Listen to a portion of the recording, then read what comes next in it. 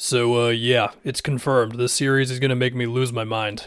I mean, I can appreciate Jimmy and the Heat, but also, Celtics fan, all that. I didn't get to Lakers Nuggets game one because I wasn't able to watch it live, and then, well, most of it live. And then I had some stuff come up today, so I wasn't able to talk about it. I will talk about that a little bit at the end of this video. But as for this one, the Heat and the Celtics game one, I feel like I really want to focus on the Celtics defense and Miami's offense. And look, we can start with Jimmy. Of course, that deep three-pointer that he had late there that rattled a couple times and then fell in, that shot was nutty. But the big thing for Jimmy and this one to me, man, is it felt like no matter what type of defense the Celtics threw at a Jimmy, or I guess Bam action as well, it felt like the Heat were able to beat him enough times, right? Like there were some times where he was able to get switches. I'll talk about that.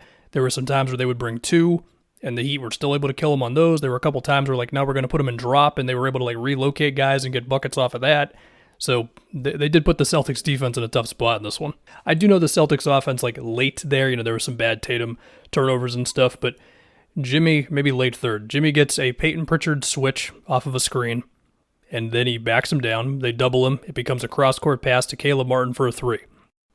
These were definitely in the fourth. He has a turnaround mid-range over Derek White. Derek White, very good defensive player. Also, there's just a size and weight difference there. He had another mid-ranger over Brogdon, also on a switch. And that one in particular, it seemed like the Celtics were really quick to give that up. And it's it does keep your defense out of rotation. I get it. But of course, if Jimmy's going to get matchups he likes, then that's going to be a scary thought for you. I remember a play in the first where Time Lord was dropping on a Jimmy screen and Jimmy kind of dragged him out to the side of it, then hit a baseline mid over him.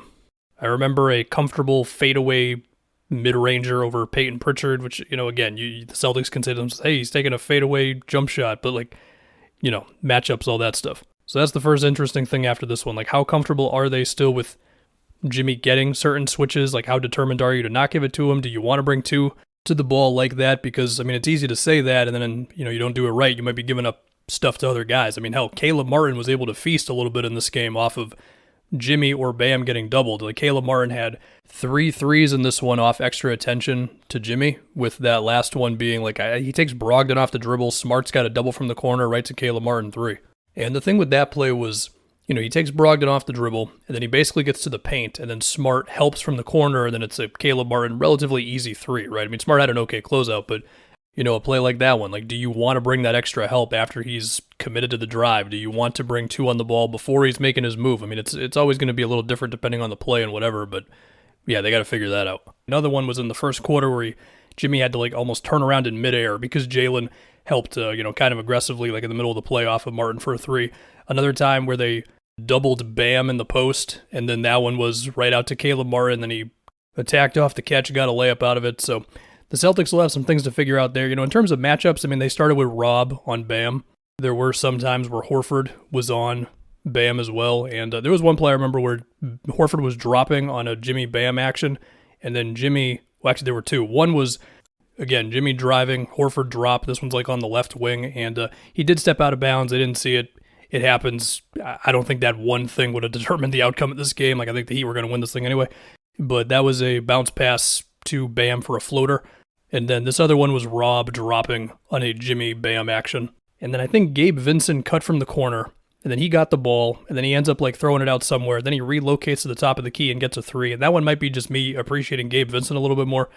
And look, the non-Jimmy and Bam scorers for the Heat, I mentioned Caleb Martin doing work. If he's got the opportunity off of a double. Strus had a couple of crazy 3s over, I want to say, Tatum. They were just kind of deep, and it was well, that was a nice shot. You had Lowry's run in the first quarter where I want to say he made 2 or 3 jumpers versus a drop. He had a couple of tough 3s. He had a step back long 2 over, I think it was Derek White. It might have been Malcolm Brogdon. Don't remember exactly. Okay, the Heat made some tough shots, and if you're the Celtics, you can say they're not going to make as much as those moving forward. But I still felt like Jimmy and Bam were a little comfortable out there. There was one play where Bam screens for Jimmy. They get Tatum switched onto Bam, right to Bam in the post, and then he just kind of goes at him and gets a 3-point play. And again, I get it. You can just say, well, hey, just bring 2. Well, they brought 2, and the Heat were still able to get buckets out of that sometimes. So, the Heat did put him in a bit of a pickle after this one game. Now, they did also shoot 51% from 3 in this game, which, okay, that is a very large number. I understand that. But yeah, that's my biggest takeaway. For the other side of it, first half, I thought Tatum and Jalen's aggressiveness on drives was huge, as well as just Malcolm Brogdon's steadiness just in general. And, you had your, Time Lord Marcus Smart alley-oop plays, one off of a double drag. That was hype. I will get to some of their rough offense late. Just give me a second here. As far as Bam, so he started the game on Rob, and eventually, like in the second half, they switched it up a little bit where you had some possessions on Jalen. Then he had others on Horford. I remember a couple times where he was like switching on to Jalen especially, and Jalen was trying to take him in an ISO, and I believe he didn't get anything out of it. So, okay, for what that's worth, the biggest thing to me was the turnovers for the Celtics, man, with the largest one definitely being late there where Tatum gets the Max Strus switch, and then he just kind of freezes, and then he's like up in the air, and he's throwing it, and before we know it, Jimmy's taking it the other way. One where he gets the Strus switch, drives on him, Gabe Vincent is right there, taking the charge, and then I think it was a travel on Tatum. Jalen also had 6 turnovers, and yeah, I mean, look, Jalen, he's not the assisted turnover king. I love the guy, but yeah, that's a possibility with him. And most of them were in the second half. I mean, there was one where he tries to take Jimmy on an ISO, puts his back to him, and then Jimmy just swipes it away. You can't have that happen. Another where he was trying to go at Kevin Love off of a Rob screen on the left wing, which even then the floor was kind of cramped when they did it, but okay. I mean, the big thing there was that Strus just stayed with him really well, and then Kevin Love was in a drop, and that was a little bit of a theme in the second half. Well, eventually, that one was the weird, like, Jalen didn't know whether to shoot it or pass it to Rob on the lob thing. But, the paint was packed. You could tell he was surprised by that.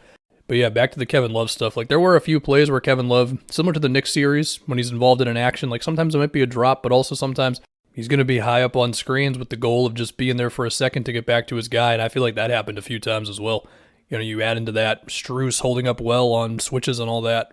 And yeah, that's what you get. For what it's worth, I will say on a lot of those plays, it did feel like the Celtics just had like 1 or 2 simple actions on the ball as opposed to something off ball.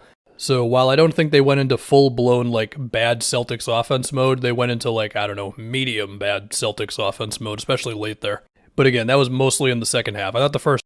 So yeah, if we can move on to Lakers Nuggets just for a little bit. So Jokic is amazing. That's, huge takeaway from game 1. And I think now the most interesting question is everything involving Rui guarding Jokic, which, I will admit I was kicking myself a bit because I didn't bring that possibility up at all. I don't think so. In my series preview, I brought up the idea of Rui playing more, but that was more so guarding MPJ. And then I saw a bunch of smart people in their preview of the series bring up that idea, and then I was like, oh, I should have thought of that one. Because, of course, it allows AD to be a help guy and all that. The potential counter there, besides Jokic maybe just doing better against Rui in the post in more opportunities. But of course, again, AD as a help guy affects that. And so then you look at Gordon. And by the way, the Nuggets won the game. Okay, like this is the big thing. But we all kind of assume like we're going to see more Rui on Jokic. But you think like, okay, is Aaron Gordon going to be in the corner? Is he going to be in the dunker spot where, the risk there, of course, is AD's right there under the rim. But if you can get the timing just right, it could lead to Gordon dunks. Do you just have Gordon screen for Jokic? And it puts AD directly in the play. But do you like that more than him as a help guy? And also, how often is LeBron going to be able to mismatch Hunt like he was in Game 1 and like Jamal Murray and stuff, or getting Austin Reeves something open off of those sorts of actions? But still, Jokic is awesome.